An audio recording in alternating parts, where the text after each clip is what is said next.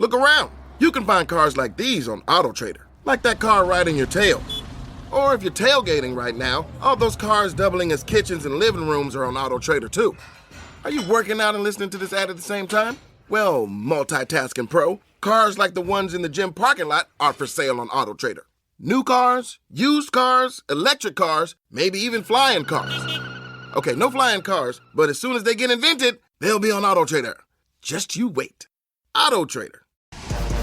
Good morning, beautiful people. So good to see y'all. It's the facility. Y'all could be watching any show. You're hanging out with us. It is a Thursday morning up here. You can't tell what type of weather it is by how we're dressed. But James is in a long sleeve, thick sweater cardigan, and I'm in short sleeves. You can tell what type of weather it is in the studio. It's cold. Long sleeve, long sleeve. Nice. What animal is that? 'Cause that's nice. Yeah, you're right. I'm about to call. Good though.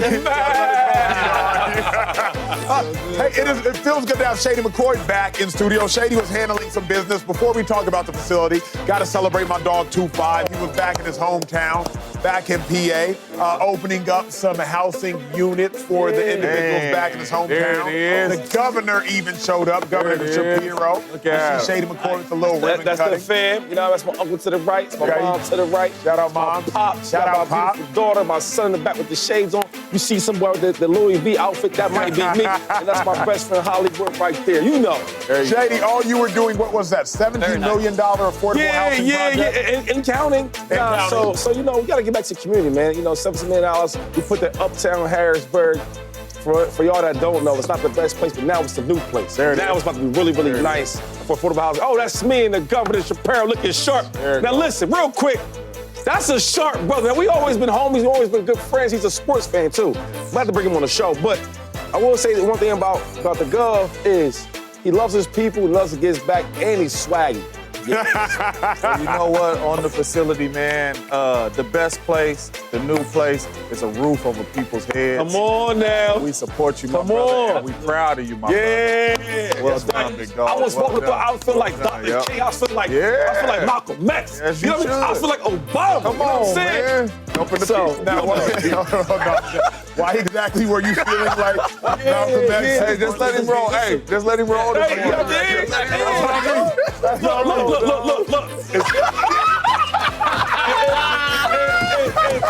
And before I leave, man, like, you know, I'm away from the show, right? And I'm doing my thing. I get all these calls. I think, they want to talk to me about me on the show. Or me and my neighbor giving back. They must have heard I gave 17 million back to the city. Yeah. Nah. It's about Acho and Kevin Durant. Yo, look, man, whatever it is, we gotta, like. Man, they gotta squash it out, man. It's Kevin, my dog, Acho, my main dog. It's just like a lot going on. Now, and I don't be agreeing with a lot of that stuff, but you know, you got your homie. No doubt. My homie, dog. You got ride with him. Well, shout out to the dude to my right, LaShawn McCoy, doing more off the field than he ever did on, changing people's lives. Yeah. Hey, let's talk about it. A surprise.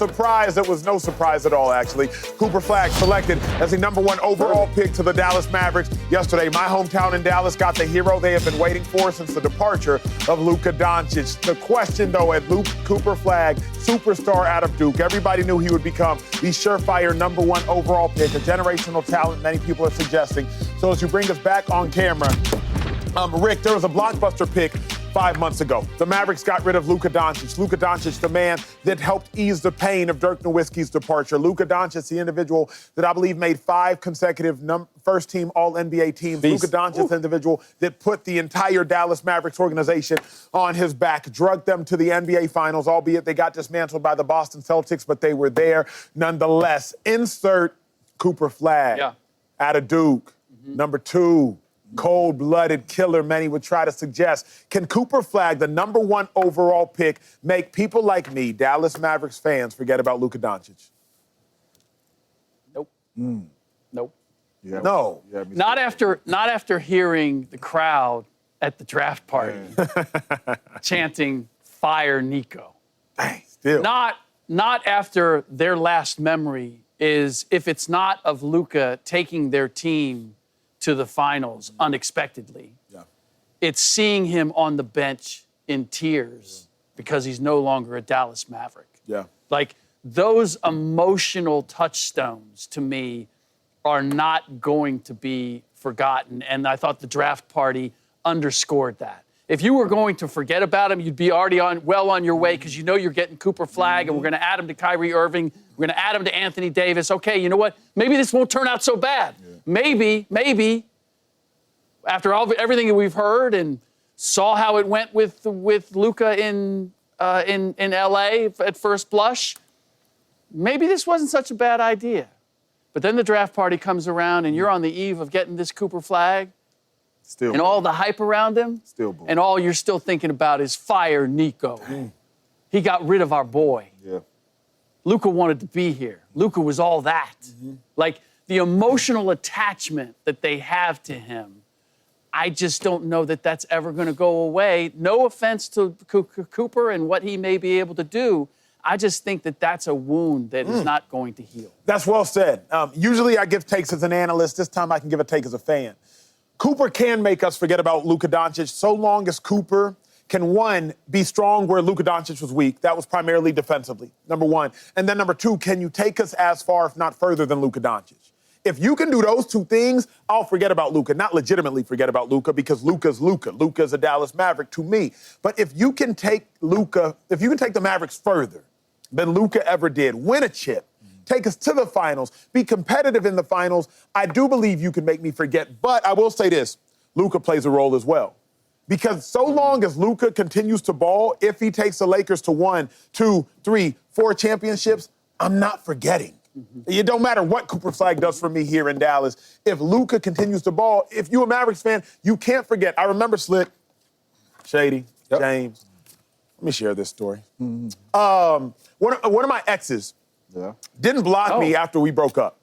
Didn't happen, 2-5. I don't know about you. I don't know about you, Jay. Didn't block you. No, not after we broke up. Didn't block me after we broke up. Didn't block me 6 months after we broke up. Didn't block me a year after we broke up.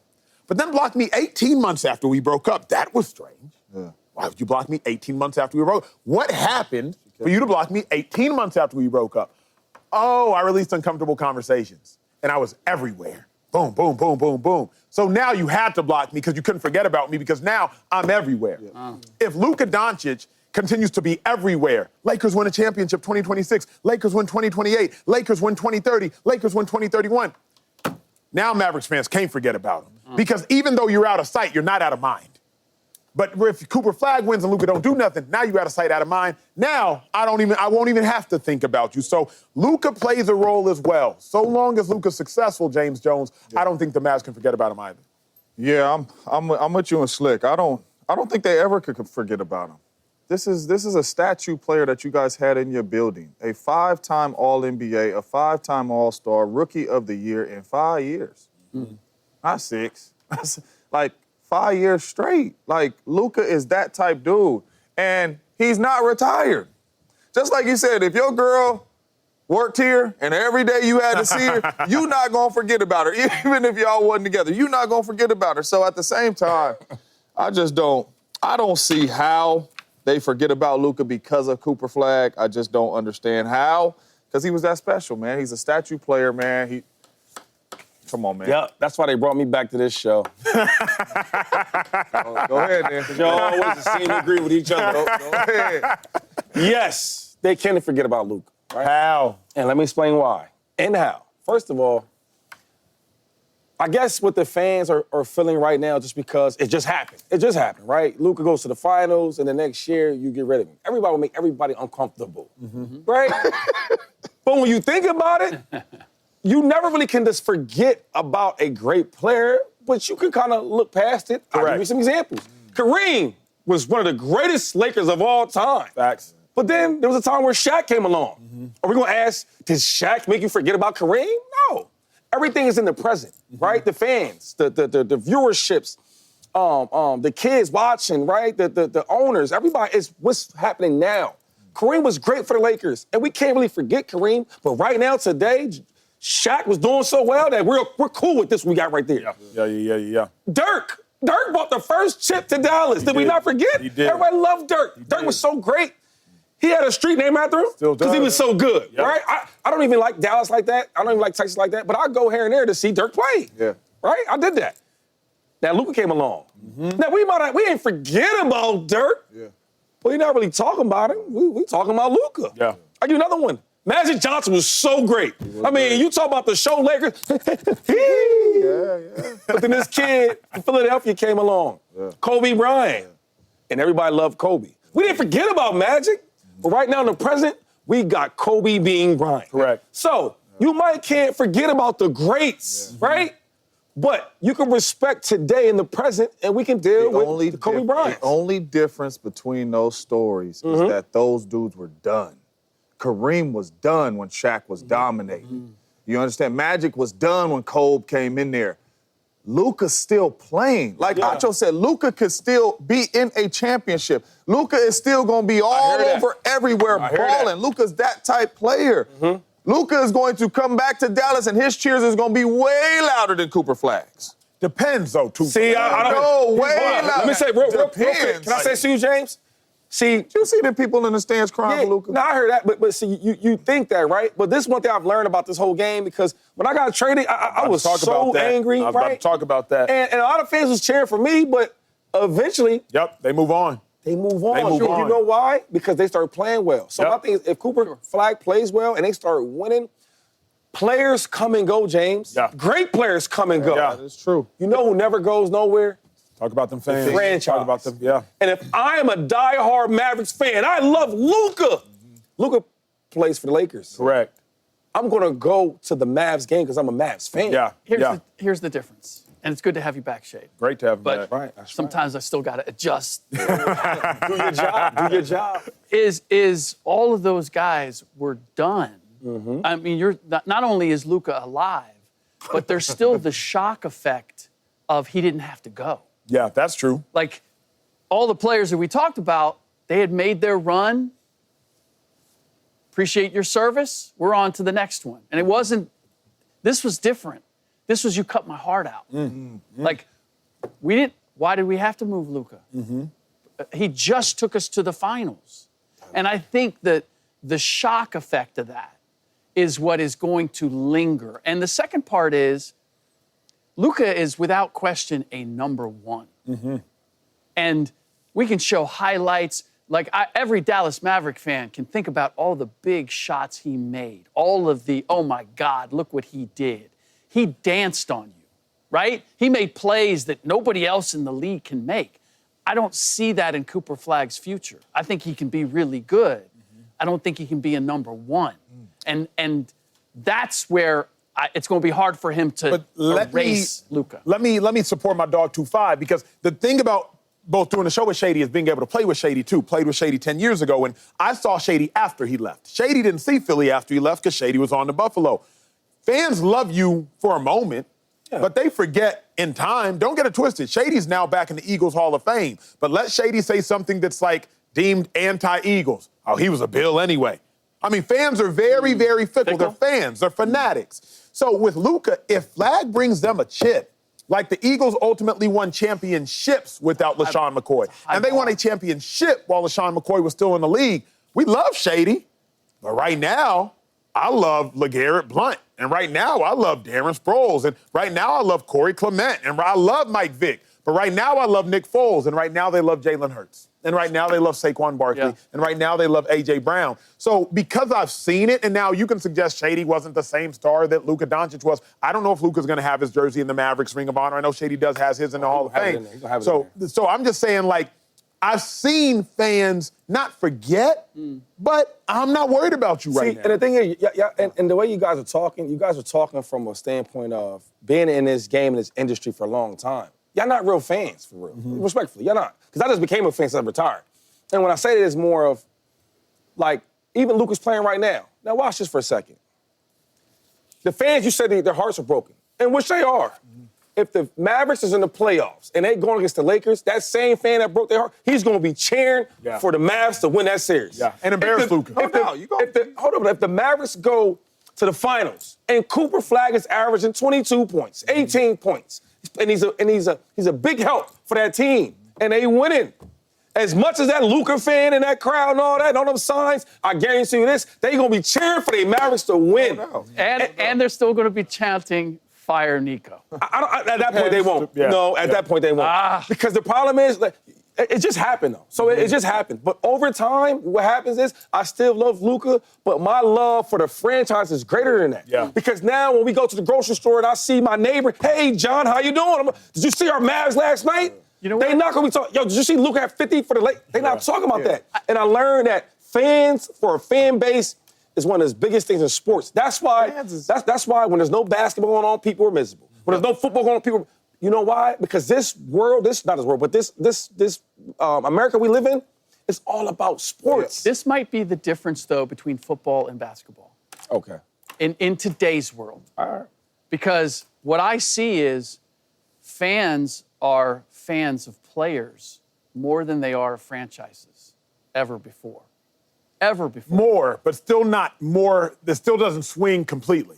You know, I don't know. I know too many people who are LeBron James fans, who are Kevin Durant fans, and they're going to be fans of them wherever they go. That's and true. The only question is with Luka is that he didn't have the longevity in Dallas. Yes. You know, was he able to dig in far enough where Correct. people are going to go, I'm a Luka Doncic fan first and foremost, and I'm a Dallas Maverick fan second. Yeah, that's why I agree with that. You tell it real quick, because like people love players. I love players, but real fans, right? Who's why players can make $40 million a year, $50 million. It's not because you like a player. You like the team. You like the sport of the game. I think that's more. So real quick. So Kevin Durant was one of the greatest Thunder we've ever seen. Everybody loved him. You think they even talking about Kevin Durant right there, right now? When they got a championship? Where? And Thunder in OKC. No, they're not. Everybody loved Kobe. I'm a Kobe Bryant nut. But right, hold on for a second. Some of my best friends, some of my family, they love Kobe. They are Laker fans. And if y'all remember this, back in the day when Kobe was on top and LeBron was getting right to the top, it was a beef. It was a battle. Do you like LeBron or you like Kobe? Do y'all remember that? Okay. If you're a Laker fan and you had this thing going on, I'm Kobe all the way out. And then Kobe goes out, and then LeBron comes to the Lakers. You felt weird. But guess you know what happened? Yeah, we going with King James. Because we are fans of the game.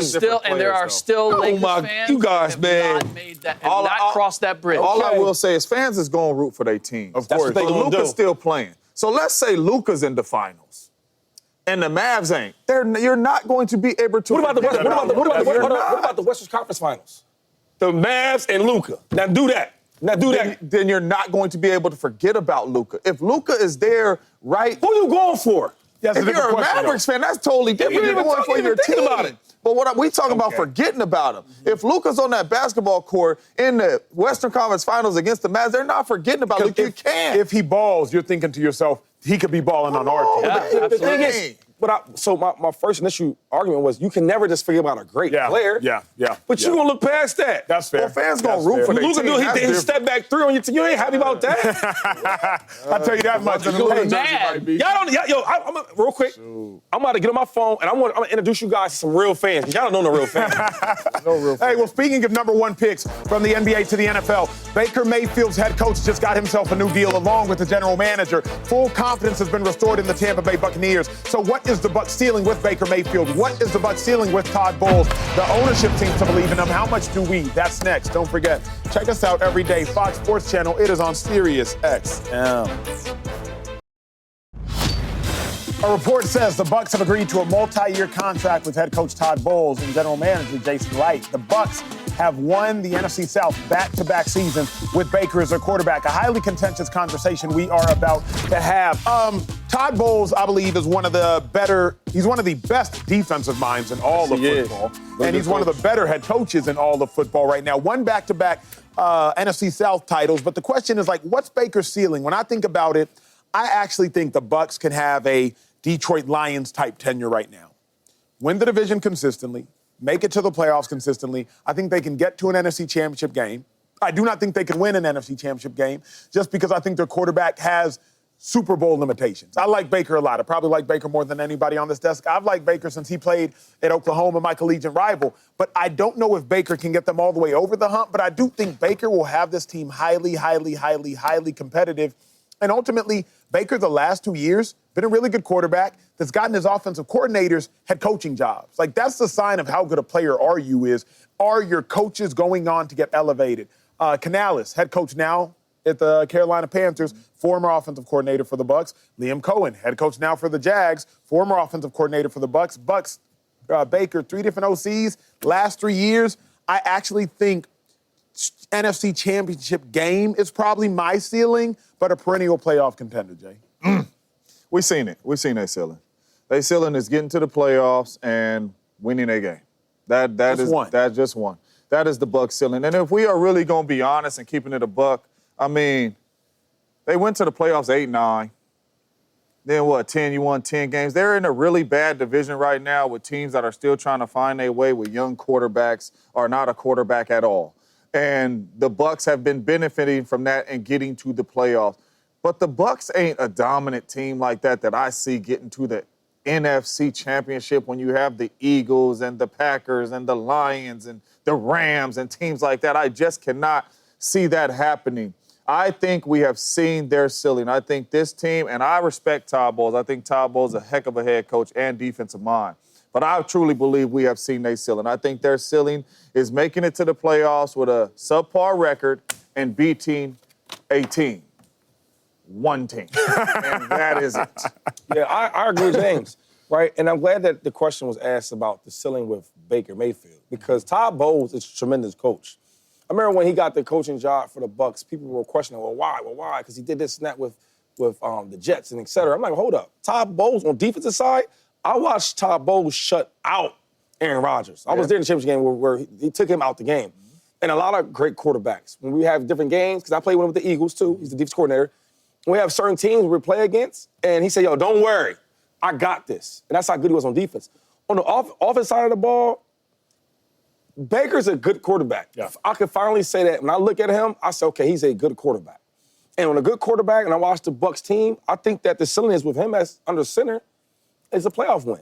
You're in a bad division. You're going to probably win every year in that division because you got the Atlanta Falcons, young quarterback trying to figure out. Saints got no quarterback. They're trying to figure that thing out. Yep. And the Panthers, where Bryce Young has been getting good, but that roster's not that good. So, say all that to say, I think the biggest thing for them is win a playoff game. Because if you're in the playoffs, you playing the Bucs, I don't think you're worried. You got to go against Baker Mayfield? I don't think you're worried. I don't think you're tripping. The only reason I would disagree with y'all is for this reason. Okay. If Todd Bowles is as good as a defensive mind as we suggested he is, Baker Mayfield is good enough to get you to an NFC Championship game, so long as your defense is elite.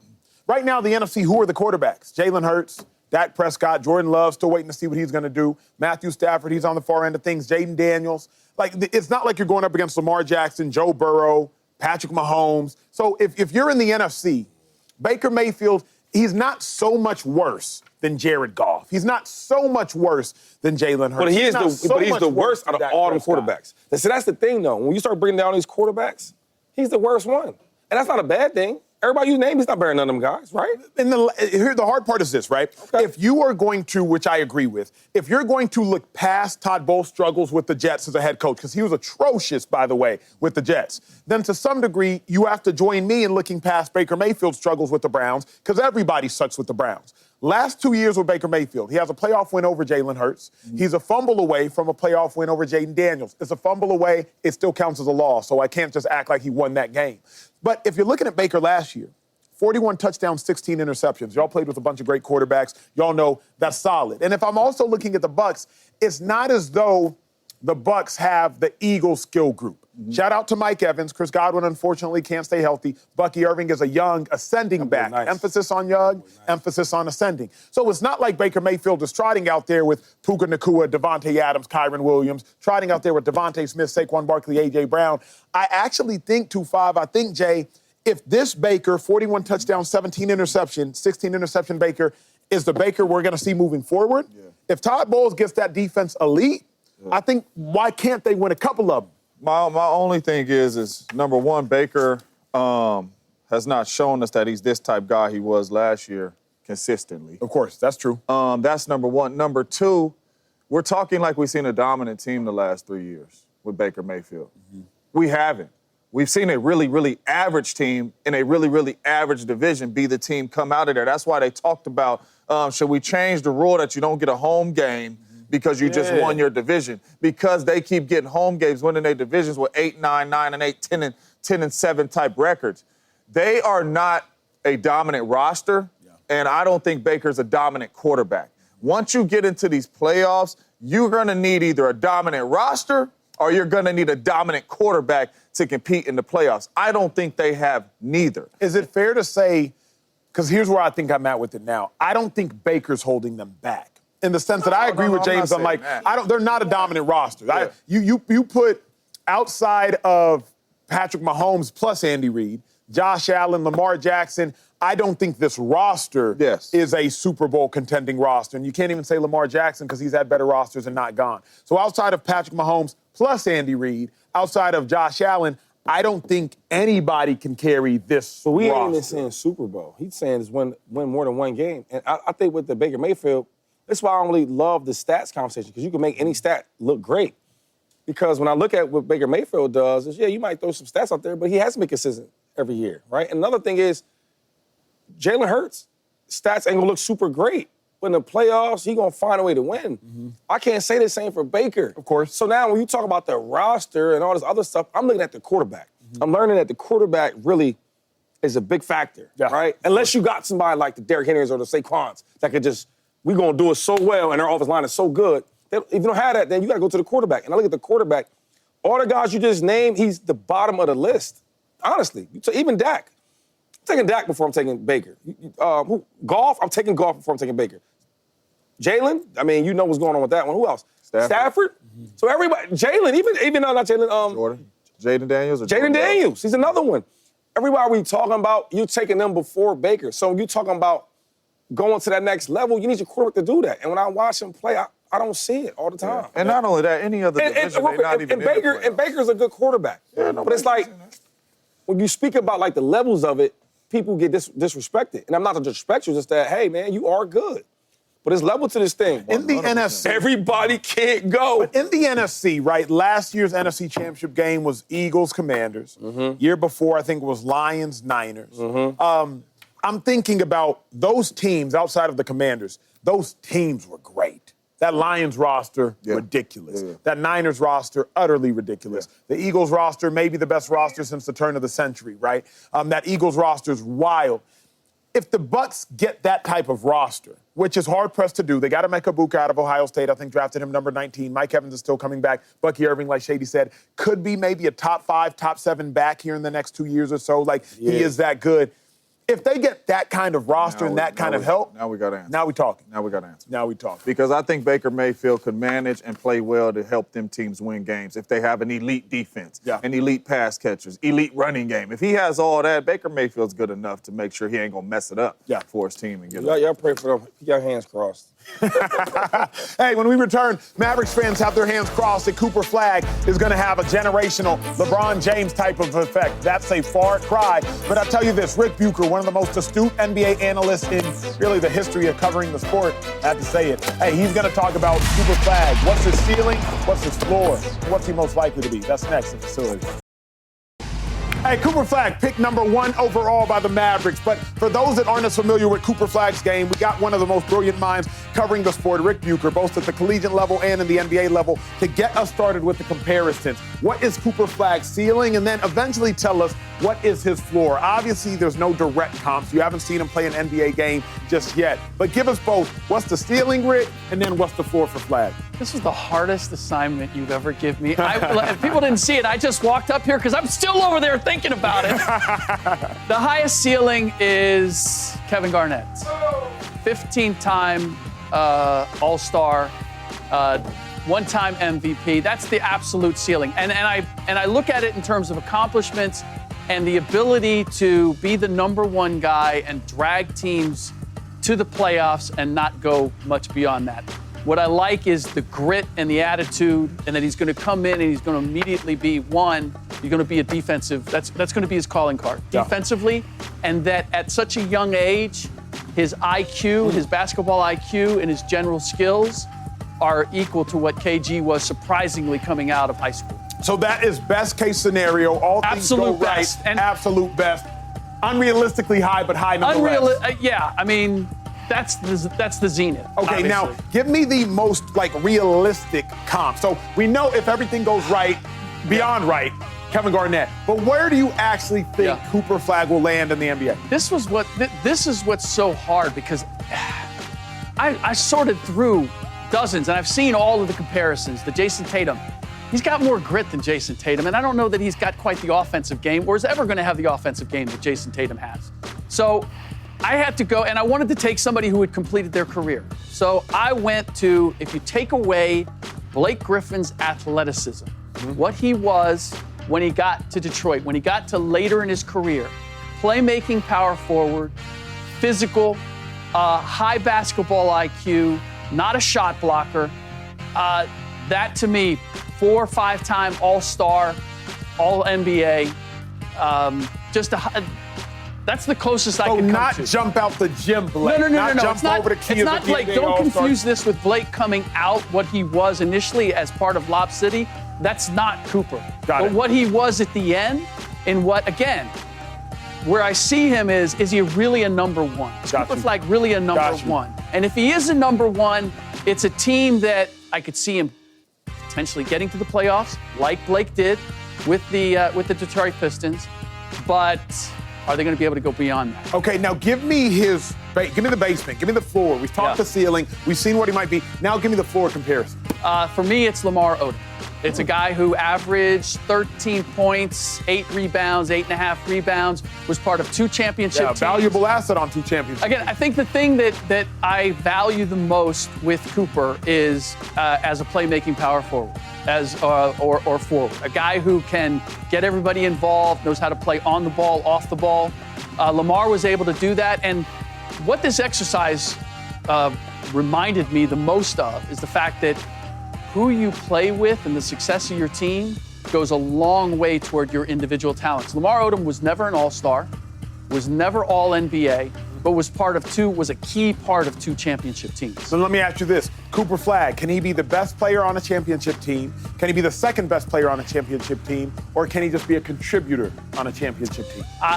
Somewhere between second and third player on a championship team. I think he's, and again, the difficulty is that his game is so evolved already, and how athletic is he really at the NBA level? How much more does he have to grow? Yeah. Completely well said. Consistency is going to be a big part of it. Completely well said. Hey, well, from Cooper Flagg, the number 1 overall pick, to a overall pick in the first round in the NFL, we got to talk about Aaron Glenn and what he said about Justin Fields. It seemed like he might have thrown some shade on Aaron Rodgers, new Jets head coach, sounding off on the former Jets quarterback, Aaron Glenn, on Aaron Rodgers. Was it fair? Was it foul? You got to hear this after the break. Hey, they just turned the page from Aaron Rodgers and have moved on to Justin Fields. New head coach Aaron Glenn, he praised his new quarterback while also taking a shot, maybe, at Aaron Rodgers. Glenn said, quote, Justin Fields is not trying to be the celebrity quarterback. He's just trying to be himself, and whatever comes with that, it comes with it. So he's not trying to impress anybody. He's going to go out there and he's busting his leap, trying to be the best quarterback he can be for the team. Remember, Justin Fields notably replaced Aaron Rodgers. Aaron Rodgers is one of the biggest celebrity quarterbacks in all of the sport, in the history of the sport. So, Shady, let me ask you this. Aaron Glenn's comments, Justin Fields isn't trying to be a celebrity quarterback. Fair or foul? You know what? I'm going to say fair. And you took it as a shot at Aaron. I don't. I think he's actually just being honest. When I look at Aaron Glenn, he looks like a serious, no BS, honest, what you see is what you get type of coach. Very much so. But can we get to the facts here? See, the real issue is he trying to cost money out. It's with your quarterback. When you say he's not a celebrity quarterback, that's a problem. Why? Let me tell you why that's a problem. In the NFL, one of the best sports you're going to find, right? Platforms, the NFL, NBA. But the NFL in America, we up here, we number 1. Uno, okay? Yeah. So if you're a good quarterback in this league, you're going to be a superstar. Come on, man. I always run a guy, Michael Vick. Now, you would say he's a superstar. He's one of the ones of ones. But if you really know Mike as a person, he don't want to be a superstar. Yeah. Mike is the most easygoing, humble, good friend, good person, want to be underneath all the attention, grocery store, with hat down, let's go, like a regular person. Mm-hmm. But he's so good and so special, he became a superstar. He's a popular player. Okay, I keep going. Josh Allen's another one. When he got there, he don't want to be this celebrity quarterback. He's real low-key, humble. Just play but when football. you so good, I'll show you become a superstar. So come with it. Russell Wilson. Yeah. Now, cool dude. You know, before Sierra, you know, he just Chill. he didn't. I mean, he ain't trying to be a superstar. He's just who he is. Came But with when it. you're so good, you win the championships, you become a superstar. I flipped the script a little bit. Cam Newton. Cam. Now he want to be a superstar. I want to talk different when I'm on Instagram. I want to different. You know what I'm saying? The way I fonts and all tweet, that. the way I do on my fonts, my hats, my outfits. I want to be a superstar. I've been a great player in college. I'm a great player in the pro, so I'm gonna be a superstar. Some guys, when you're that good, you just become a superstar. And I think with Justin Fields, you don't have that.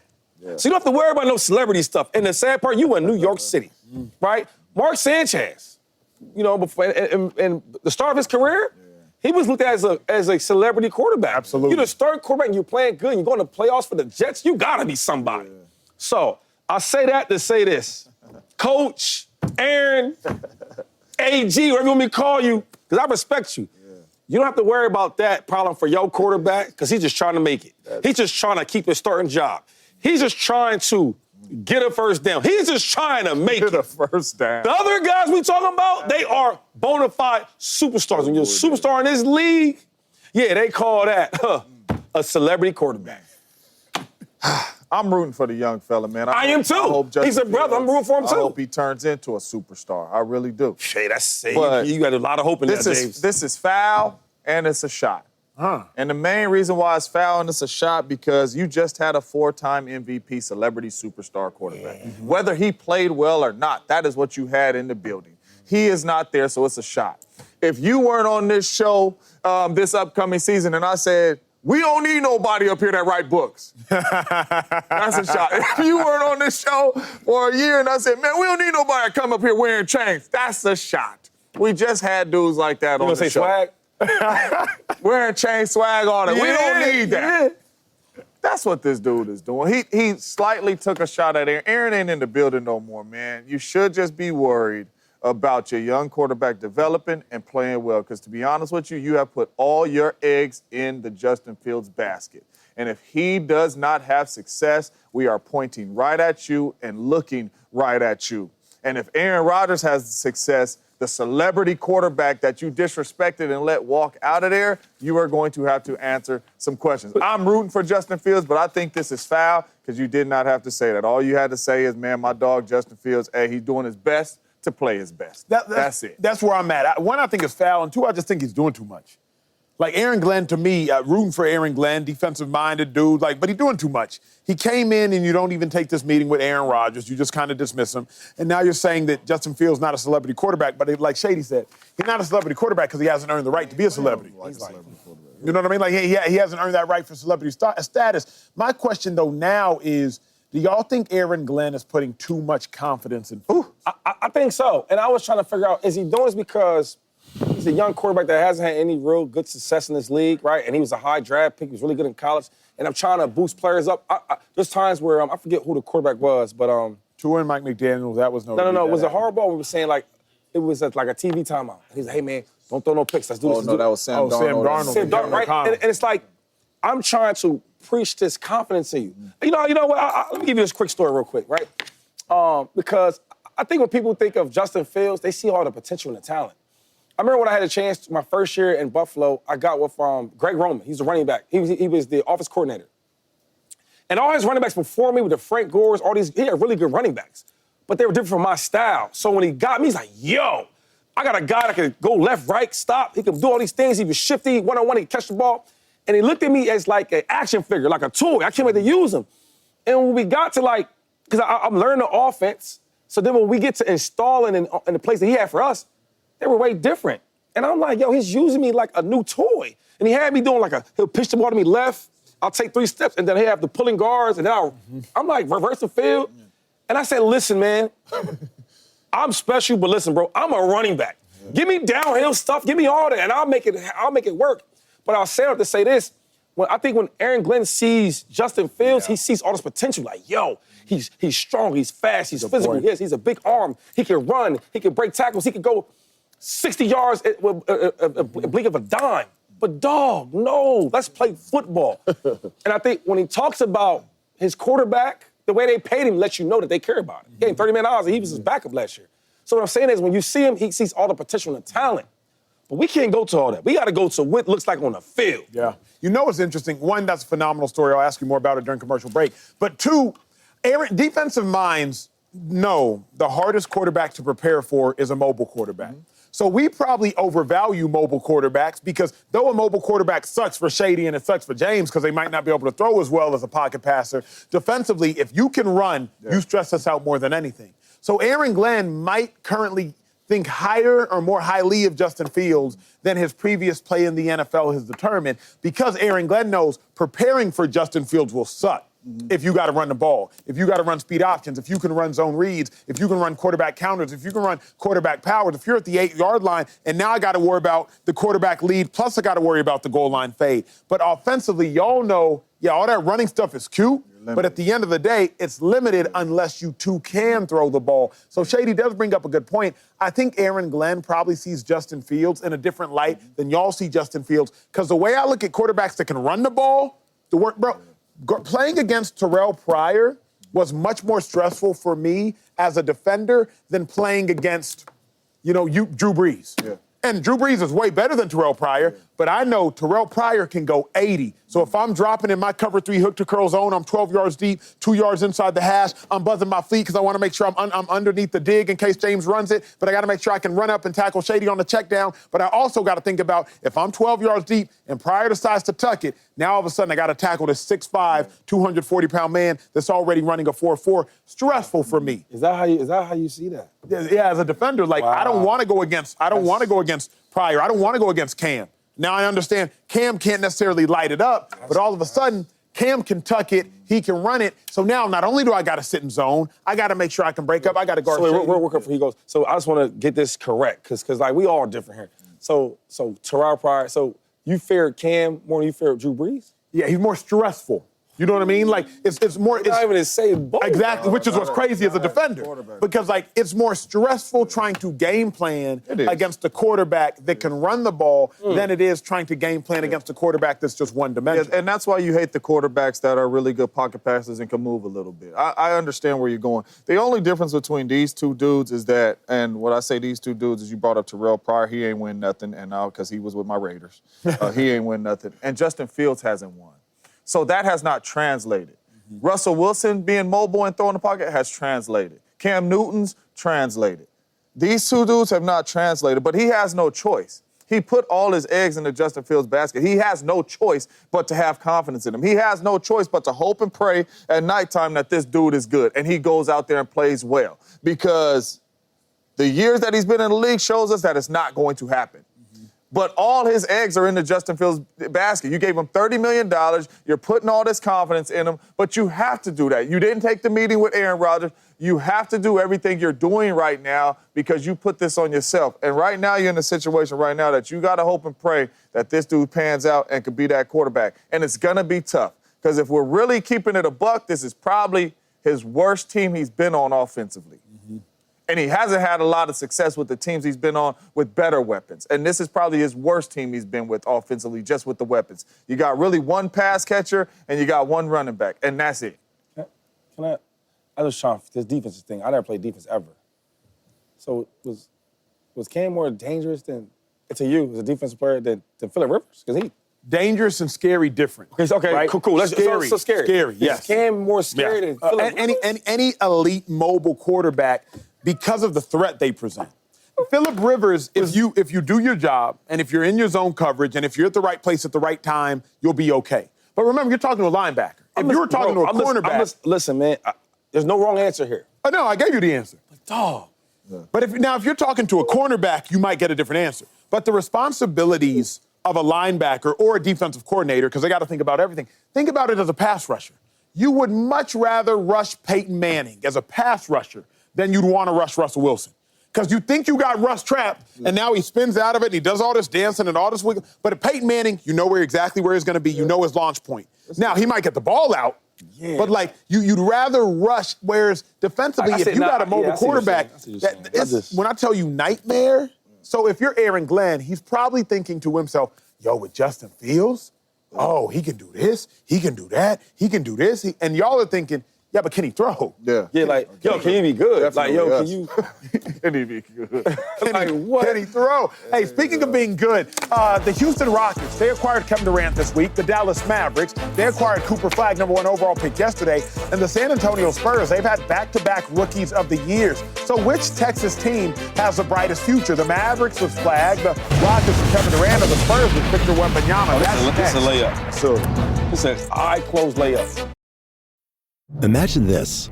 The best pasta sauce you have ever tasted sits abandoned on a plate. Wasted sauce. That is a tragedy. If only you had used Barilla al Bronzo pasta. Its bronze-cut texture holds your sauce and scoops up every last drop. The Italians call that scarpetta. Capture sauce the Italian way. Barilla al Bronzo. Click or tap the banner to find out more.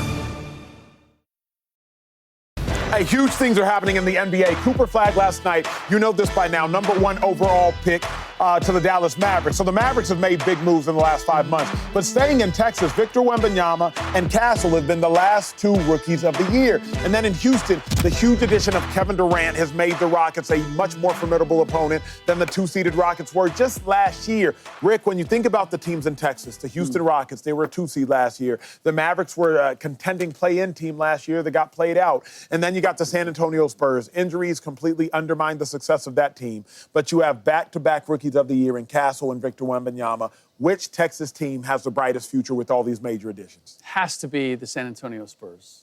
You have a generational player in Victor Wembanyama. You have, as you mentioned, the two back-to-back rookies of the year. You have that inside-outside combination. Not only do they have those individual awards, but the fact that Stephon Castle and Victor Wembanyama play off of each other perfectly. And then you add a Dylan Harper at number 2, who is perfectly suited to the San Antonio culture, high IQ guy, son of an NBA player, accomplished championship NBA player in Ron Harper, is a wing. Like, you just have all the pieces for going forward to be a championship team. All the pieces are there. Now, is it going to be immediate? No. But in terms of the future, Yeah.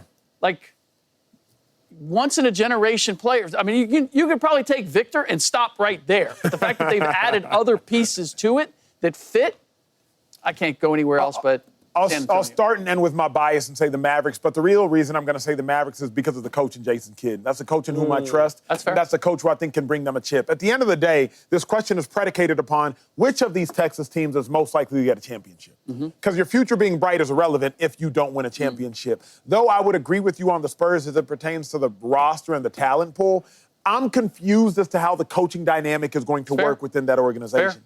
Jason Kidd has gotten a championship in Dallas as a player, as a veteran player, as a player-coach type of individual, now exclusively as a coach. I do trust Anthony Davis, plus Flagg, plus hopefully Kyrie, if not this year, the next year. I think the Mavericks are the most likely team in Texas to win a chip in the next 3 to 5 years. That's why I'll say, though speaking with bias, I'll say the Mavericks. That's a good one. I'm going to go Wemby, right? And I was thinking about this, man, the Spurs are going to be good. Just because the players they do have there now, because I think with Darren Fox, Castler, and you have Wemby, you can build with that. And they're all young.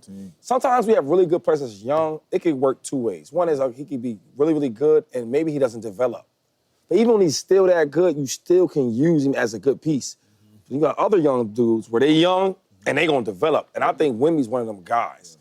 And when you talk about the coaching, I think bringing in a good coach is always hard. It's hard to get a really good coach. But when you got that type of talent, it makes the coaching a lot easier.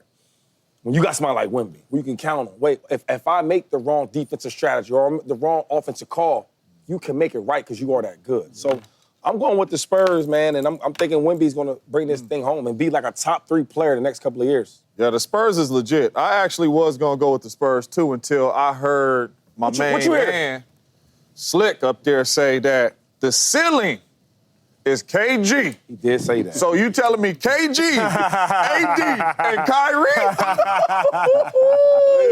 You know, so I'm going to ride with that trio. Hold on. Then he said in the middle is Blake Griffin. So you telling me AD, Later Blake Griffin, and Kyrie? Give me them 3. Them is 3 all-star players. And then you said the floor Bottom. is Lamar Odom.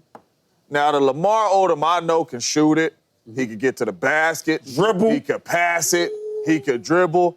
And he'll defend. So if you telling me Lamar Odom, Kyrie, and AD, and Clay, and Gafford, I'm going to ride with the Mavericks. Mavericks healthy have a squad. Man. No question. Not only do the Mavericks healthy have a squad, they have an incredibly well-built squad. Yep. They have individuals, P.J. Washington, who can play his role, Gafford, who can play his role, They're Klay Thompson, Lively, who can play his role. Clay would probably end up coming off the bench, which is better suited at this point in his career. Yep. Anyway, if the But you Mavericks are said healthy, they got a future, squad. though. Because Kyrie, I know he's out. But he's older. Yeah. What, 32, 32. And then AD. AD, and he gets hurt. So you hurt, and you old. The Mavericks window isn't a 4 to 5 5, 10 year. year. Exactly right. At the most. Because Right. AD at 37, 38, exactly. 3 to 4. I think 3 to 4. The coaching question is a good one because we don't know a whole lot about Mitch Johnson and where he can take that team. But you do have Greg Popovich there. He's still there in the building, But still, what value is he adding? Because, again, I don't know how healthy he is on the court, off the court, all these things. True, but in the same way, I look at it in the same way that Pat Riley was able to mentor Eric Spoelstra, that Greg Popovich was able to mentor a Mitch Johnson, and that you have let's face it, you have the culture in San Antonio. Like, we're supposed to be champions. Yeah. They won so many championships over such a long period of time. It's built in what the expectation is there, much like the Miami Heat. Like, where's the bar But set? it's been a long time since San Antonio was relevant. What, 2014, their last They ain't championship? had players Yes, neither, though. 2014, but yes. But they've also run players out of there. You feel me? Like, they had a Kawhi Leonard just sitting in the building before he primed. I mean, Kawhi was just sitting there and then run him out of there because of his uncle and because of health issues and all the things. Now they've had Wemby for now going on 3 years. Yep. Like, so you're right, they haven't had players, but 10 years is a long time to not be relevant. But if you also look at the Victor Wembanyama and Stephon Castle, and I would add Dylan Harper in that mix, there are guys that aren't looking to go anyplace else, right? I mean, Kawhi got to a place where it was like, I don't like how I'm being treated. Yeah. I don't see that controversy coming up. Well, going from the NBA to the WNBA, we have breaking news. Superstar Caitlin Clark is out tonight against the Sparks with a groin injury. Remember, Caitlin Clark missed a couple weeks with the quad injury and now out with the groin injury. She has been getting bruised and battered up in the NBA, in the WNBA. And remember, last game against the Seattle Storm, she had more turnovers than she did points for the first time in her career. It is safe to suggest that at this point, we should start to worry about Caitlin Clark. One, from a physical perspective, and two, from a game perspective. Again, her game was withering away after she got beat down 3 games ago. She struggled shooting. I think she shot 4% from the three-point line in the last 3 games after shooting 40% from the three-point line. More turnovers, 8 than 0.6 last game against the Storm. And now she's out again with a soft tissue injury. Many people are suggesting, Slick, her body her body has yet to be able to endure the grind of professional sports and the WNBA, which is the most competitive sport when you're talking about women basketball. You worried about her? Yes. Because I've always worried about the pressure that is on her and her size and athleticism and where we place her, right? I mean, I look at Candace Parker's and some of the other, and why I think Juju Watkins is going to be a phenomenal WNBA player because of the athleticism. I think that her savvy, her understanding how to play the game.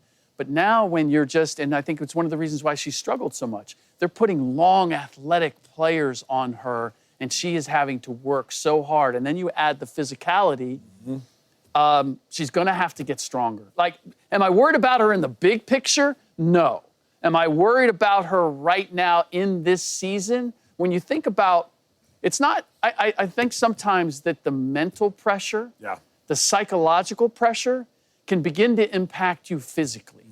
And I look at all the controversy around her that has been nonstop since she came into the league in terms of, people are speaking up for her, but she's got this whole fan base behind her that's saying, oh, you're mistreating her. And she's trying to find her way between being all that she can be and having this scenario or this narrative that everybody hates her and is out to get her. That's a lot to carry as a player. And so I think all of that, I'm worried about her in the short term, especially a groin injury, the second one now. Yeah, it was quad then groin. Well, I'm Quad, then groin. I'm worried short term. I'm worried long term. And there's a lot to worry about in regards to Caitlin Clark. First off, you know what they say, heavy is the head that wears the crown, and she is definitely wearing the crown. But also, I think Caitlin Clark needs to get mentally and physically tougher. The reason I say she needs to get mentally tougher is because oftentimes, and far too many times, she's getting punked on the basketball court. Right? Just getting punked on the basketball court. Getting shoved, gets up, walks away. Eventually, Caitlin, you're going to have to defend yourself. These Twitter trolls, they cannot defend you. You're going to have to defend yourself. I think she has to get physically tougher because where was the groin injury during the game? This is very reminiscent to me of loser's limp. Loser's limp when a DB gets beat by James Jones for a 60-yard touchdown. Next thing you know, the DB's grabbing at their hamstring. You weren't hurt. You just got beat. Caitlin, where was a groin injury during the course of the game? I'm not suggesting that you weren't at all hurt, but I am suggesting if you have more turnovers and if you have more turnovers and points, there's a high likelihood that, you know, maybe all of a sudden things start to happen. I think she got hurt towards the end of the game with 16 seconds left or so, but I just am looking at it like Caitlin, she's going to have to get physically tougher because nobody's been treated, I think, in the history of sport, at least recently, like Caitlin Clark has been getting treated. Physically more than anything. They picking you up full court. They checking you. They banging on you, in large part just because they have a point to prove. So, Caitlin, you're getting treated differently than anybody else. You're going to have to be more physically prepared than anybody else. Yeah, I'm worried about her, right? I told y'all this was going to happen. Now, she's going to be out, 2 more weeks or something like that? 3 weeks? Who knows? Possibly, I don't know. The biggest investment that you've ever had in the WNBA now is about to be hurt. Your biggest asset is about to be hurt again. The last time she was hurt for 2-3 weeks, 50% viewership's down. We're going to do this thing again. We're going to hurt for 2-3 weeks. They might go 60-65% down. And I'll keep saying this, people are engaged in WNBA. Yes, they are, but the big reason is of 22 for the Fever, Caitlin Clark. And Asha, you might be right. Maybe they might be banging on her too much. So you know what needs to happen? I keep telling you this. Send an email. When you hitting this girl and banging her after the... Hold up. When you hitting the girl after the play and you beating her up, right? That's not a basketball foul, okay? They need to start ejecting these people. Because if not, you're going to lose viewership. We love the sport of the game because we love it. It's a business. The next thing they need to do, the Fever now. Now the WNBA now to the Fever. Go out there and get you a Draymond Green. I love Steph Curry. And Steph Curry ain't about to be fighting you. That's not his game. But what needs to happen is get you a Draymond to fight them battles. But let me ask you this. Hold on, before you ask me this question. I went to Pittsburgh, okay? And for college. And I remember meeting Sidney Crosby. Now, I'm not into hockey, but I know he's a big deal in the city. He's a big deal in hockey. Right? We had like some pictures, all the the Pittsburgh guys at the time. So he was there, I met him and everything. Not a real big guy, but but he says he's really, really good. So I watch him. He ain't real tough, but he's real, real good. But I noticed when they touch him a certain amount of times, too many times, there's some guys that come on that ring. The enforcers. They take the helmet off and they bring their hands up. So when you touch him, you touching me. Pause. And then when you do all that, it's a whole issue. So, to the Fever, you need to go out there and get you somebody to protect your biggest asset on your team, the WNBA. All these dirty plays they're doing to Caitlin Clark for your viewership, for your business, to make more money, so y'all can make more money for your players, coaches, right, and franchises. Protect that girl, because if you don't, come on, James. We might not be talking about no more like we used to, James. I'm trying to figure out how Please, to say James. this, because, I be on my WNBA League Pass watching a lot of basketball games, and I was ready to watch. You like your pass? Yes. And I was If they don't protect her, that pass might be gone. And I was ready to watch her play today and respond today from having a couple bad games. I'm like, I want to see her play the Sparks. But I am worried. And I'm worried from the standpoint of, and I'm not saying it's going to change, but they beating her down. And it's a message to beat her down every single game since she has entered into the WNBA. She is getting everybody's best shot. I don't know if she needs to make friends with some of these girls. No. Listen to me really quick, because I'm dead serious. I don't know if she needs to make friends, because if you really look at Caitlin Clark, it's not a lot of people that walk on the basketball court that see her before pregame, giving her hugs and taking pictures with her. You see that with Juju even in college, the NBA players. You see that with Paige Beckers. You see that with a lot of these top players. They not beating them players up like they beating Caitlin Clark up. I don't know what point they are trying to prove. I am worried because I don't know if she's going to be able to hold up. They've been picking her up from full court since she got out of Iowa. If you were a linebacker and after every single play, they came by you and the lineman is bang. And even if your team was fighting and they said, cool, we'll fight, and the next play, boom. If you're a running back and the next play the linebacker is bow, even after whistle before, you ain't no punk. You can fight him and all that. But if they said, cool, that's okay, every single play for 2 years straight, when Shady get up off the ground, bow, I'm hitting him. Every single, that's going to take a toll, whether we like it or not. I'm telling you right now, Caitlin Clark ain't and all. It's taking a toll on her physically, and I think it's taking a toll on her mentally. They have not let this girl breathe, man. Find them girls. After the whistle, find them and kick them I'm out. up here with 3 professional athletes who are saying put somebody in cotton balls. No. I said she got to stand up for herself. Hey, when we return, we got a guest in the facility talking about the Giants running back Tyrone Tracy, a dude who had a phenomenal rookie campaign, over 1,000 yards last year from scrimmage. Tyrone Tracy joins the facility. That's next. Beautiful people, we got a guest here in the facility, the one and only Giants running back Tyrone Tracy Jr. At least now that officially makes Shady the shortest person on the show. Giants running back, we're going to start it like this. Last year, 1,000 all-purpose, so congrats on that. Talk to us about how was that rookie season, the ups, the downs, all of it. You made 12 starts, but when you got in there, you started going crazy. So first things, talk about that rookie experience. Yeah, I mean, I was blessed. I had, God by my side when you talk about, just having an opportunity to go out there and play well. I had the coaching staff that believed in me. I had the O-line, the quarterback. Like, we really had, people in that facility that really believed in me. Obviously, I didn't play till the fifth game, but when, I go out there and I was playing well, it was amazing. Yeah. But at the same time, I had to really come back down to earth and understand that, it all happened, for a reason, and everything was really going my way because I did the work behind the scenes. Yep. So I had to make sure I continued to do the things that I wanted to do behind the scenes to make sure that the results were the same. You, Malik Neighbors, only the third rookie combination ever to go over 1,000 yards each, right? The first is Reggie Bush and Marcus Colston. Do you think that the Giants can be built on the backs of y'all too? Y'all are both young, both rookies last year. Can the Giants be built on the back of that duo? Yeah, I mean, it definitely can, because you can't have a passing game without a running game. Yep. You can't have a running game without a passing game. Yep. So you really need those two pillars on the offense to build upon. And I think when you go back to, Coach Dave and some of his best offenses, they was the ones that could pass the ball, but then they was also the ones that can run the ball really well. So I think when, you talking about a real efficient offense, you need a good running back, you need a good receiver. But again, I can't do it by myself, obviously. You need the wide receiver number 2, running back number 2, you need a good quarterback, good O-line. So when you have every piece, of the puzzle, then it makes it easier to do those things that you want to do. Yeah, see, I played with Daves, and I remember when I watched you play, because I didn't know much about you, right? Yeah. Right? I said, I said, Dave, you got you one. Got him one. And he know what I mean. You got you one. And as you watch, a dude that can make things happen when there's nothing there, right? Yeah. I look at running backs. I don't care. Sometimes there'll be big holes, and the guy's going to get 25 yards. Yeah. I ain't looking at that. What happens when there's a big hole and it closes? What do you do next? Yeah. And that's what you do special. But I do want to ask you, as a running back, we need a good lineman and we need a quarterback. Right. Now you got a Hall of Fame brother in the building. Yeah. How has Russ been for you, and then learning from him and then actually playing with him and practicing with him? How has that been? Yeah, man, Russ been amazing. Yeah. Russ has been amazing. I really can't say enough praise about him because he's a true professional. And when he come in the room, it's like the energy he brings when he steps in that room. He comes in, he greets everyone. You know what I'm saying? From, the head coach to the last guy on the roster.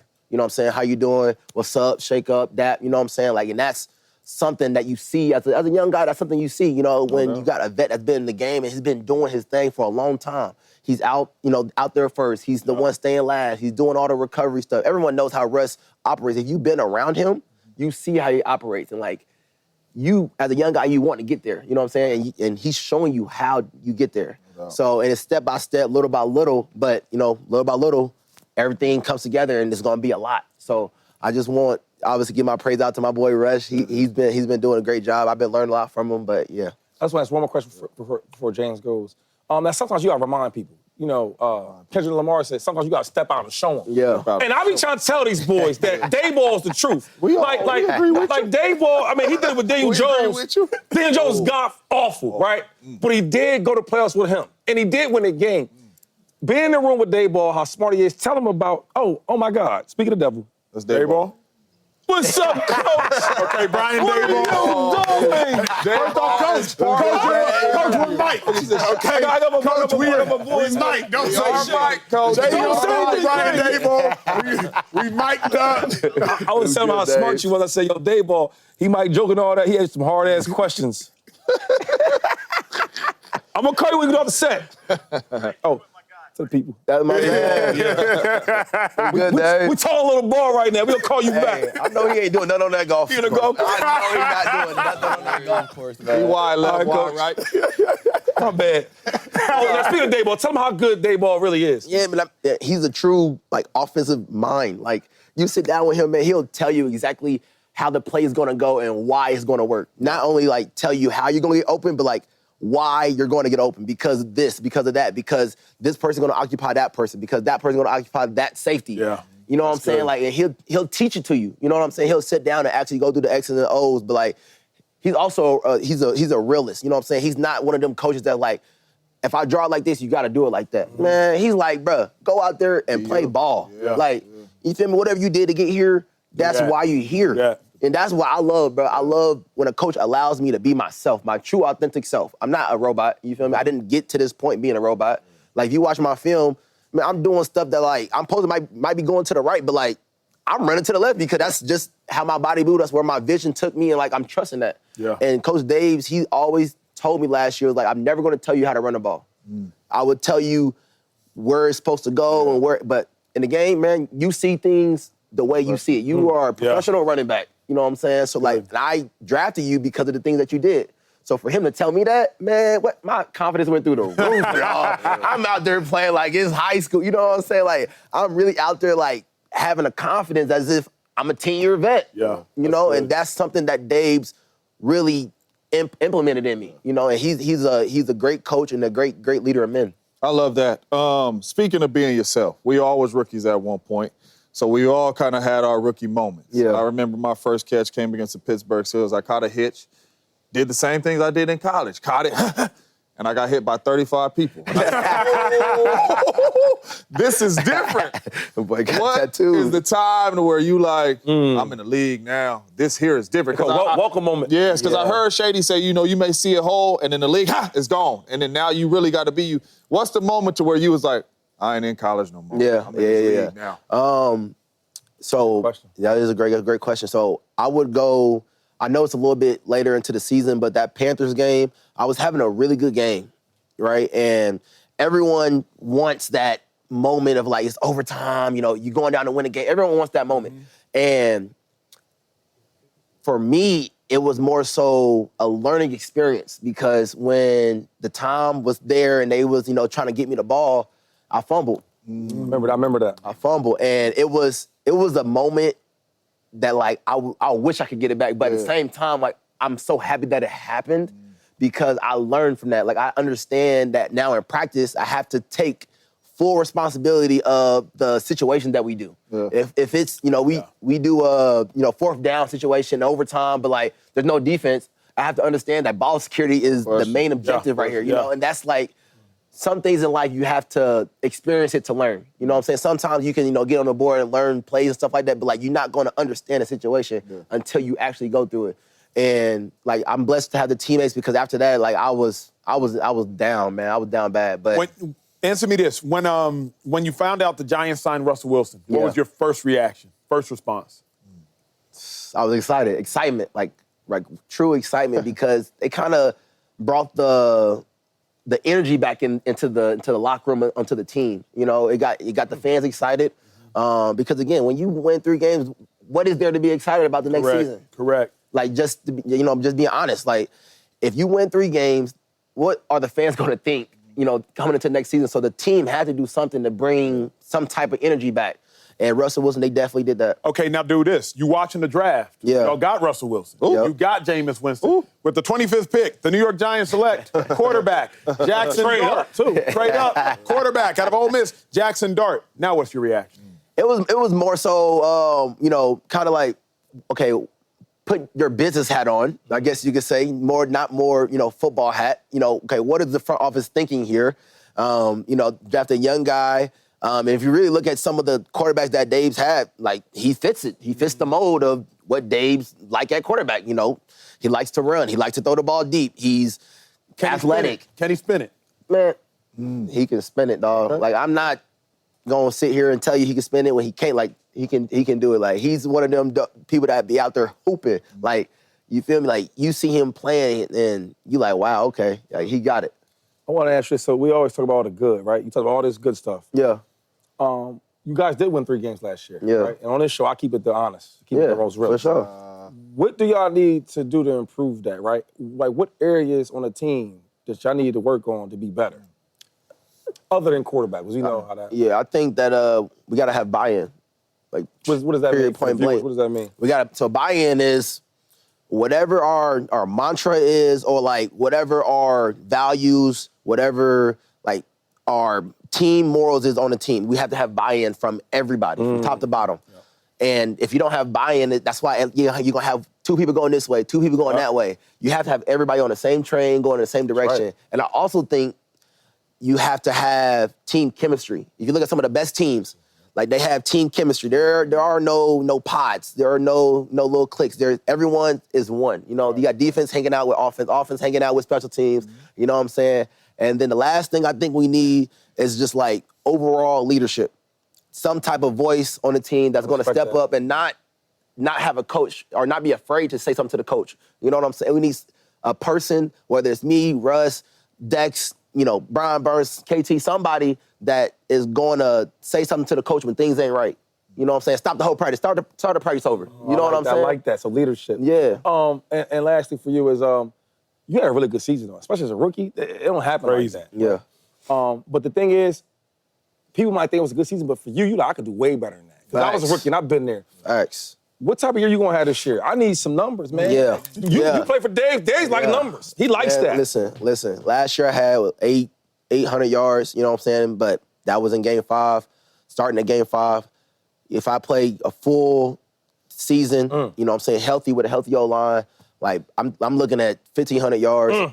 Come on, keep coming. Come on. Hey, you see what I'm doing here? You know what I'm saying? You see what I'm doing? We need touchdowns. Can we get at least 12 touchdowns? Okay. Like, I want the Pro Bowl. I want the All Pro. Like, these are the things that I have written on my mirror in my bathroom when I walk in there. Like, this is what I want. And I'm a big believer in you have to speak life into your situation. Like, you can't just like walk in and then expect something to happen. Like, you got to speak life into it. Talk about and I think the power of life and death lies within the tongue.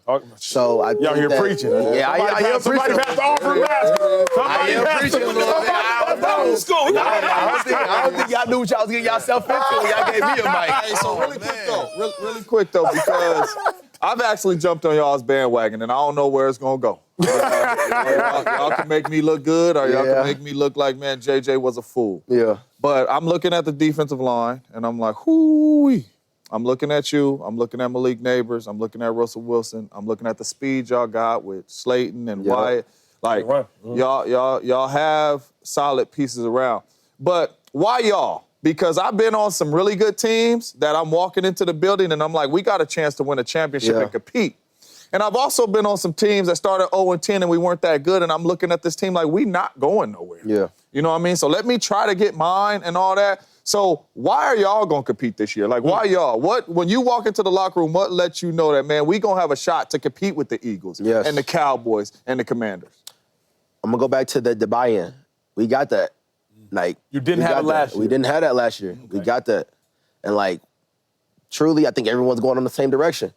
And I also believe that when you're going in the same direction and when things go bad, there's no more like, oh, here we go again. You know what I'm saying? We don't have that. You know what I'm saying? We got people that's going to stand up, hey, nah, we ain't doing that no more. You know know what I'm saying? Look, hey, everybody back on the train. If something bad happens, hey, man, forget it. Like, we're going this way. This is the way we're going. And to your point, I do think that the energy is in the locker room that will allow us to succeed. Like, there's a lot of stuff last year that was going on behind the scenes that, like, everyone was just everywhere. Like I said, in the quarterback position, that's a perfect thing. Like, that when that was happening during the season, it's so hard for us to be successful because we got so much stuff going on in the locker room. We're not even focused on winning. So, but now I think we have a good foundation. I think we have the leadership. I think we have the people going in the right direction. I think all this stuff is happening for us to be successful. Very quickly, last question before we get more out after the break. Excluding yourself, top 5 running backs in football right now in order. Right? In order? In order, sir. That's the facility. That's how I get down. Damn. Okay. We know one. Yeah. Do we? We know one. Do we? I think, okay. All they're healthy. Everybody healthy. Everybody's healthy. Hey, man, let's do his own list. Saquon, number 1. Okay. Saquon, obviously. Okay. Thank you. I know they're gonna get on me for that, but it's all good. Saquon, number 1.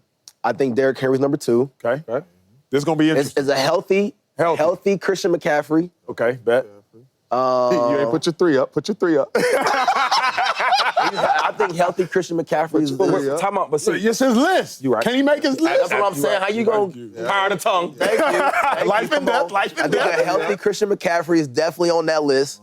And then, I don't know, this 4 or 5 is so tough because there are so many good running backs out there, man. Like, I mean, you could just... Let him make his list. There's so many good running backs out there.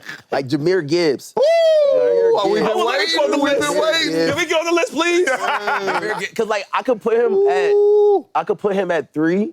Or, 3, but... Good if you wanted to. I'm saying Christian McCaffrey healthy. Hey, you got one more spot. It's your list. It's your list. Your list. Looking at me, it's your list. I don't like your list. It's your list. Don't judge. We need one more. We need one more. The 5th one. We don't judge. You sure they takes they got. Don't judge. Okay, Don't judge. I'm going to go with this dude because I like his style of play. I think that, like, I can take a lot from his game. Going to Tampa, watch. I'm not going to Tampa. He's going to be nice, too. He going to Green Bay. I'm not going to Tampa. I'm going to go out to Atlanta. He's nice. Before we go, John Robinson. I was going to let you know, because I don't know if you know, because like sometimes when the spotlight, it's like, it's real quick. You know, the guy in Green Bay is... Josh Jacobs. Josh Jacobs, yes. You know what I mean? Like, He like that too, but again, I like to go with dudes who, like, remind me that I can really take stuff from their game. If that makes sense. I'm like that too, though.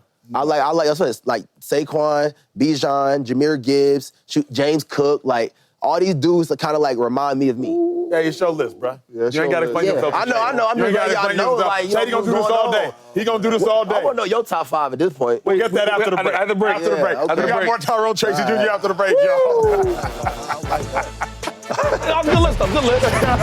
Good list. Welcome back on camera. I think the dude might be better on television than he is playing football, and that's high praise. That's Giants running back Tyrone Tracy, 1,000 yards from scrimmage last year, second of all rookies with over 800 rushing. But now, Tyrone, now it gets a little bit more difficult, big dog. Because now we're about to ask you an Emoji Mayhem, like, hey, how should you feel about 5 of the biggest opponents you're going to face this coming season? You will answer the question last and be honest. You do not lie in a facility. Don't lie I ain't gonna start in a now. facility. Now, if y'all have never watched a facility before, it's very simple. You get one emoji to choose from, and that is your reaction, and that is your response to how you should be feeling. We do not talk about these questions and about these answers prior. Shady, Commanders, Week 1, Giants, Tyrone, Tracy, they face him. Jaden Daniels, how should he be feeling? Yeah. You know, I'm thinking about this one. You know why? Because I think the Giants will be good this year. But you are going against Washington. They did beat y'all butt twice last year. And Jaden Daniels is going to be back. But then again, Scary Terry, he ain't signed yet. And the defensive line's gotten better. The running back is in it, but he's nice. Wide receiver's nice. Cut to the chase, LaShawn. I'm thinking. Shady got this one right. No, that's the thinking. I'm thinking too. My emoji is, I'm a thinking emoji too. Because I don't know how good the Giants gonna be. I don't, but I know how good Jaden Daniels is. I'm glad y'all said that. So, I'm glad y'all said that. I'm thinking on this one. Where you at, James Jones? Come on. Well, you know I've been rocking with y'all. Yes, You've been rocking with But him. on the facility, Come on. we got to keep it real.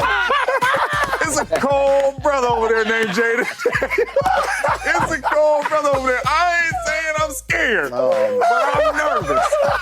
And I am 100% nervous because he can throw it, he can run it. He was just in the NFC Championship, and he cold. As a rookie. So I'm nervous for y'all when y'all enter into that game. I hope you do your thing, but I'm nervous. Again. Where you at? Look, man, y'all, I understand all of y'all emojis, you know what I'm saying? But I'm gonna go with the zipper mouth because I'm gonna keep my mouth closed. Like, everyone wanna, look at the downfall, but I'm gonna keep my mouth closed because we're gonna have something for y'all, man. That's probably smart. We about to ask him for more. And you can't zip your mouth on all of them. Just so you know. The fan poll, let's see what the fans said. The fans, they got their shades on. They got their shades on. They got the shades on. Okay, Hey, for the sake of time, I gotta move. I understand. Week 5, New Orleans Saints. Shady, how should Trey feel about the Saints? Which one you want? You know what I mean? Because Trey gonna get busy. You know what I mean? Or do we want this? Come on. And I'm going for a dub. And I'm going for 152 touchdowns. Holla at me.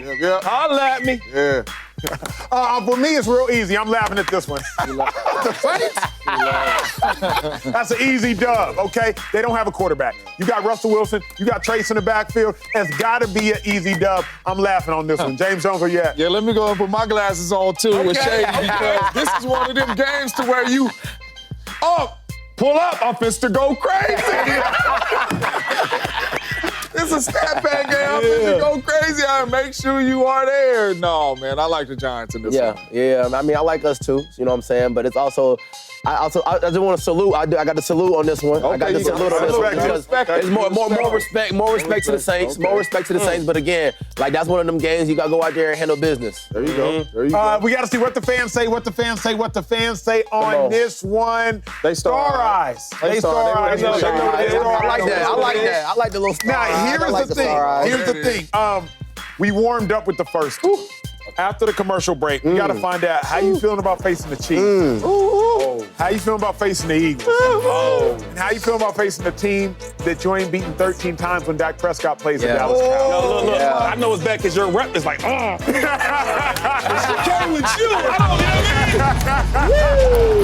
don't All right, we're right back to it. Emoji Mayhem. We're sitting here with Tyrone Tracy Jr., Giants running back, over 1,000 yards from scrimmage. But now it's time to figure out how should he feel facing the Chiefs next year. That's Sunday Night Football, Week 3, with the whole world watching. 2-5.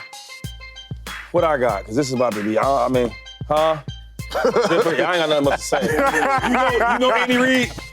You know Patrick Mahomes. I ain't about to say too much. Come on. 2-5. Let me get the star glasses, big dog. Let me get the star glasses, big dog. I like that. Because Sunday night, whole world gonna be watching. Yes, they're gonna be watching the stars. Right. You know what I'm saying? Right. They might be watching a bloodbath, but they're gonna be watching regardless. Okay. They're gonna be watching regardless.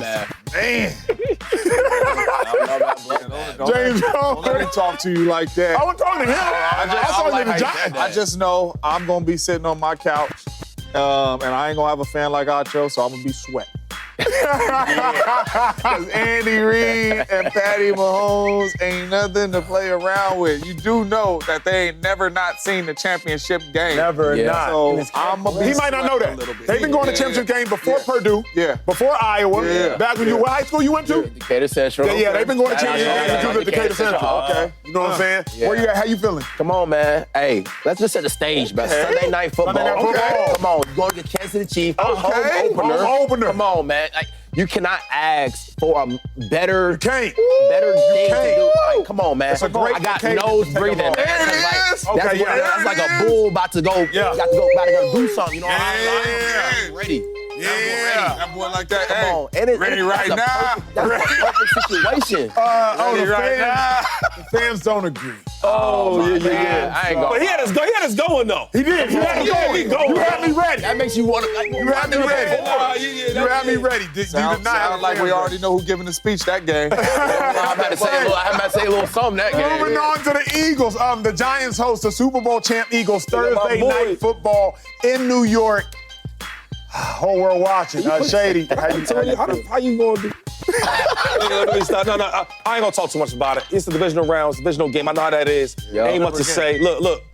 Trey, You know how it goes. I ain't gonna lie. Hey, I'm calling you after that game, dog. I'm calling you after the game. There it is. Okay. Look, I'm right here with my dog, Tupac. I'm gonna answer. You know what my mama said, James? You know what mama always say? What mama say? If you ain't got nothing nice to say, don't say nothing at all. My dog Tyrone right here. Right. I'm not gonna say nothing. I'm not gonna say nothing at all. You know, it's some games, man, that you just gotta say, man, you know what I mean? If we gonna be anything, Yeah. these is the certain games we gotta stand up.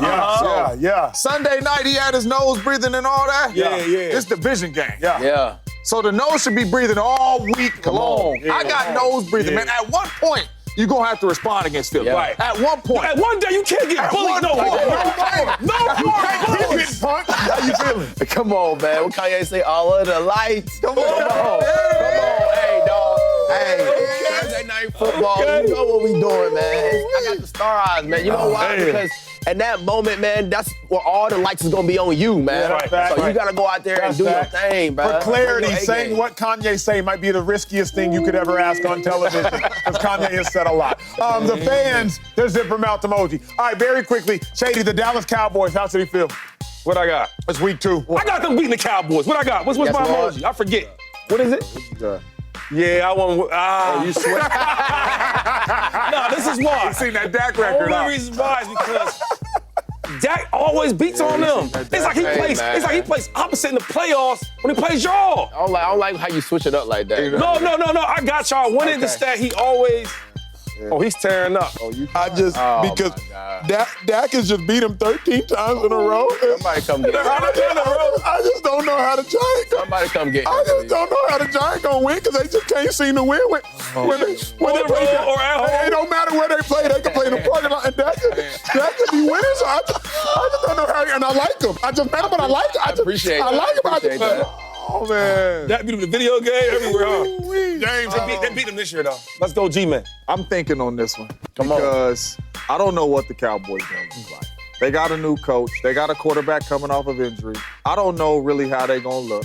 And I'm high on you guys, so I'm thinking. I don't know how this gonna go. Y'all might end the streak. where you at, Trace? Come on. Where you at? Like you said, they beat us 13 times. Dak, 13 straight. If you look at some of the games we played, but we should have won them games. One of the 13. Won them games. That makes me angry. That makes me angry. Come on, man. Don't curse on TV. Don't curse. That's a good one, because he ain't no good. He ain't no good. Yeah, they should have won one of them 13 times. I mean, one of them was just. He did this and he did that. Yeah, I'm going with one of them. The fans are nervous. The fans are nervous. Y'all tell you this much. You the best dude I done talked to on television playing, especially at this age, bro.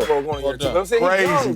Incredibly well done. And you're in New York? Yo, draft him on your fantasy team, and if he don't give you the numbers, just don't cuss him out either. Hey, man, y'all better hit me up on all social media, dog. What's the platforms, bro? Hey, Instagram, IM_TTJ, man. Y'all follow your boy, man. Yeah, show them in some love. Listen, I like you and I owe you a hangout. We're gonna hang out. Hey, y'all You in New York, right? New York? Yes. We going to Starlet. Heard it first. We're gonna get lunch in Starlet. All right. Hello. Hey, let's get to a Blitz meeting. What a show we have had. Knicks, they're still looking for a head coach. And the Dallas Mavericks, they got theirs in Jason Kidd. But Kidd is on the block. Mavericks got themselves Cooper Kupp. But the Knicks already have a bona fide all-star in Jalen Brunson. Hey, Cooper Flagg, Knicks have a bona fide all-star in Jalen Brunson. Shady McCoy, better head coaching job. Knicks or the Mavs? Brunson's your point guard. You the point guard god. Jason Kidd, New York City, Magic Square Garden. Are you kidding me? It's New York. Stop playing the Knicks, man. playing. It's easy one. I'm going with the Mavs on this one, but y'all know me. I'm biased. Keep playing. I'm going with the Mavs. I'm playing. What's something about Texas? Birth. Okay. Knicks have had 7 head coaches since 2012. The Mavs have had 2 head coaches since 2008. The best job is a job. That's it. Hey, Slick, I'm with you. We all fight for, 1 year. No. Yeah. I need stability. Exactly. They just fired a coach that was in the championship game. Eastern Conference Championship. Fired. Come on, man. Yo, the Mavs have probably only had 3 since like 2000. Because we had Don Nelson Pretty for close. a long time. Yeah. And then maybe there was an Avery ran Johnson. Yeah, we ran through a couple. All right, Pro Football Focus wrote you couldn't pick 2 wide receivers who complement each other more than the Cowboys and CeeDee Lamb and George Pickens. They got us thinking, what's the best receiving tandem in the division? I like it. yo. Like, you trying to blame them. It's really you. You blaming them. It's really you. Flagg was fly. You got Smitty out there, but then you got the best wide receiver in football, AJ, the best, AJ Brown. Bring out the brooms, yo. Bring out the brooms. Bring out the broom. This is a wrap. Come on, man. Come on, man. What are you talking about? We ride with you on this one. All right, NFL.com, they rank the AFC West as the best division based on starting quarterbacks heading into the season. 2-5, best division based on starting quarterbacks. What I got? This is an easy answer. You got Burrow, right? Even though he don't go to the playoffs, he's still nice. You got Lamar, the MVP. AR. And then you got a Hall of Fame. Even though he's not the same, even though he don't win 12 games, even though he didn't win 5 games last year, just having a superstar guy like that, like in his career. I'm with my dog. It's the North. 100%. I don't care who the Cleveland Browns have as their quarterback. Yeah. Those first 3, top anybody else's top. Shador? Yo. Okay. We can go with that. But I don't need him. Bang. Oh, another sweep. Bang. All y'all smart today, man. Absolutely. Yeah, I know. This is the first time. This is the first time we all got ballot Hall of unison. Famer and 2 of the best quarterbacks in the game. Why we ain't do the Rockets block? Oh, you don't want to? I have the Rockets. You don't want to? I have the Rockets. I had Kevin Durant. I was going to praise him today, Shady.